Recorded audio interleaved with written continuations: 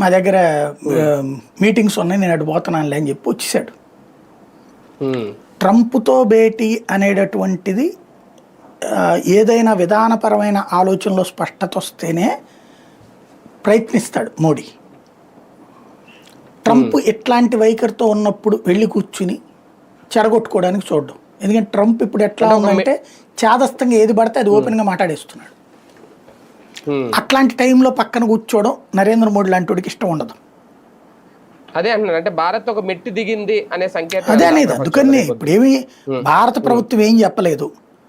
ఇంకోటి వాళ్ళు అక్కడ స్పీకర్స్ లిస్టులో అనౌన్స్ చేశారు, ట్రంప్తో మీటింగు ఇట్లాగ ఉంటుంది అంటే. ఇప్పుడు ట్రంప్ రేపు రష్యా ఉక్రెయిన్ బేస్ చేసుకుని మళ్ళీ టారిఫ్లు వేస్తాను ఇట్లాంటివన్నీ ఉన్నాయనుకోండి, అసలు ఆ మీటింగ్కి మోడీ వెళ్ళడు. అవసరమైతే వర్చువల్గా మాట్లాడతాడు ఇక్కడి నుంచి.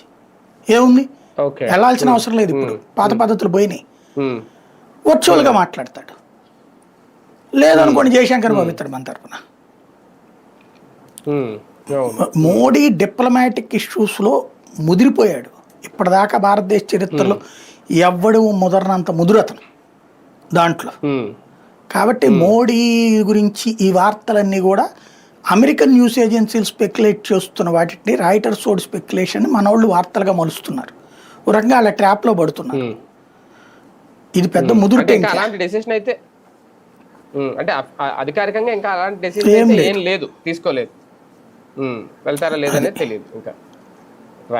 రైట్ చూద్దాం. మొత్తానికి ఆంధ్రప్రదేశ్ రాజకీయ